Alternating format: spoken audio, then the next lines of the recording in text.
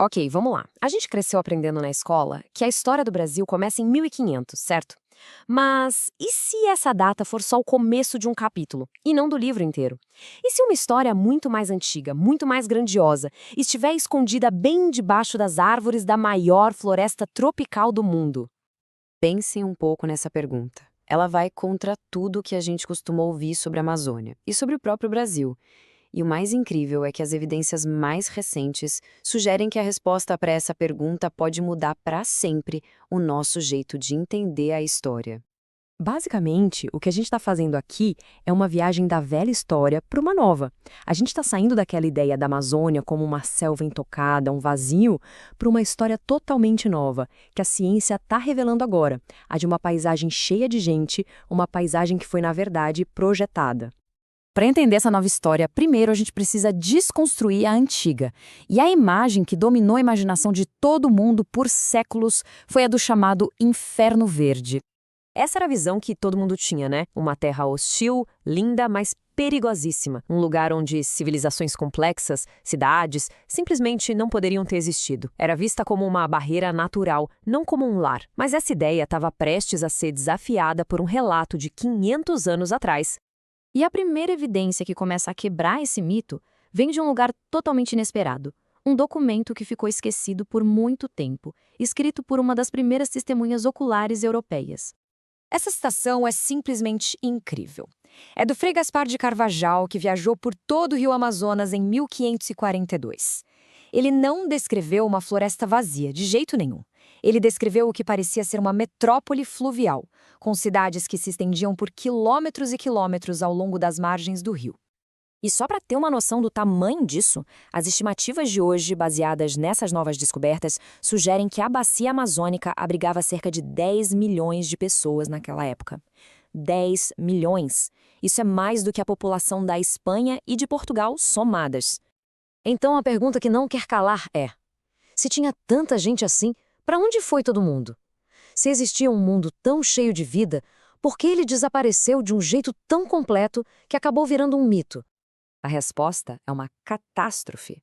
O contato com os europeus trouxe conflitos, claro, mas o pior foram as doenças, doenças para as quais os povos originários não tinham nenhuma imunidade. Epidemias de varíola, de sarampo varreram a região e causaram um colapso populacional tão rápido, tão profundo, que em poucas gerações a floresta simplesmente engoliu as cidades, os campos, tudo. E foi com isso que, quando os naturalistas europeus chegaram, séculos depois, eles viram o que parecia ser uma natureza intocada. E aí eles concluíram que os relatos do Carvajal eram só exagero, fantasia de um europeu supersticioso. A verdade tinha sido literalmente enterrada pela floresta. Mas a verdade, né, ela sempre acha um jeito de reaparecer. E hoje, a tecnologia está permitindo que a gente veja através das árvores e prove que o Carvajal estava certo o tempo todo. A tecnologia que está revolucionando tudo isso se chama LIDAR. Funciona assim, de forma bem simples. Um avião ou um drone dispara milhões de feixes de laser em direção ao chão. Com isso, ele cria um mapa 3D super preciso do solo da floresta, como se a gente conseguisse remover digitalmente todas as árvores. É quase como ter uma visão de raio-x da paisagem. E o que o LIDAR está revelando, nossa, é de cair o queixo. A gente não está falando de pequenas aldeias, não. Estamos falando de centros urbanos enormes, interligados por estradas, com praças, canais, sistemas complexos de manejo da terra. É uma paisagem inteiramente projetada. Para dar uma ideia da escala, só uma dessas redes de cidades, conhecida como Cuicugo, lá no Alto Xingu, abrigava cerca de 50 mil pessoas. Isso é mais gente do que muitas cidades medievais importantes da Europa tinham na mesma época. E o mais impressionante é que a qualidade de vida nessas cidades amazônicas era, em muitos aspectos, superior à da Europa daquela época. Enquanto os europeus enfrentavam fome, doenças, falta de higiene, os esqueletos encontrados na Amazônia mostram pessoas saudáveis, bem alimentadas e com uma saúde bucal excelente. Era um tipo de urbanismo sustentável, sabe? Totalmente integrado à natureza. E isso tudo leva a gente para a revelação que é talvez a mais profunda de todas. A intervenção humana não se limitou só às cidades.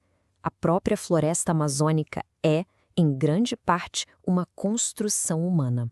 E como eles fizeram isso?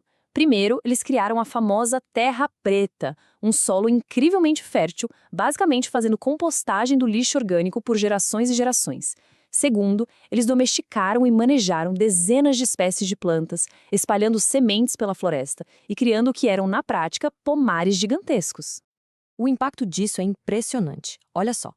Metade de todas as árvores da imensa bacia amazônica pertence apenas a 227 espécies, as chamadas hiperdominantes. E adivinha, muitas delas são justamente as espécies que foram manejadas pelos humanos. A própria composição da floresta foi moldada.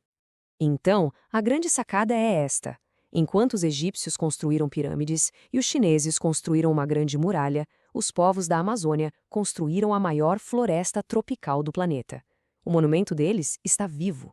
E o que tudo isso significa? Bom, significa que a gente precisa de um novo ponto de partida para a história do Brasil. Se 1500 não é o começo, mas sim o início de um colapso, então a pergunta de verdade é: onde está o verdadeiro ponto de partida da nossa história? A arqueologia está dando para a gente uma nova linha do tempo. A história em solo brasileiro começa há pelo menos 13.000 anos, com inovações como a primeira cerâmica de todo o continente americano, a construção de obras de terras gigantescas e o surgimento de cidades séculos antes da chegada dos europeus. Em resumo, o legado desses povos é imenso. Eles não eram só habitantes passivos da floresta, eles foram os arquitetos, os engenheiros dela. Eles foram os verdadeiros fundadores da paisagem brasileira que a gente conhece hoje. E isso tudo deixa a gente com uma reflexão final. A descoberta dessas civilizações perdidas debaixo das árvores não é um ponto final, mas sim um começo. Ela nos força a questionar tudo que a gente achava que sabia e nos lembra que, debaixo dos nossos pés, pode existir um passado muito mais rico e complexo do que a gente jamais imaginou.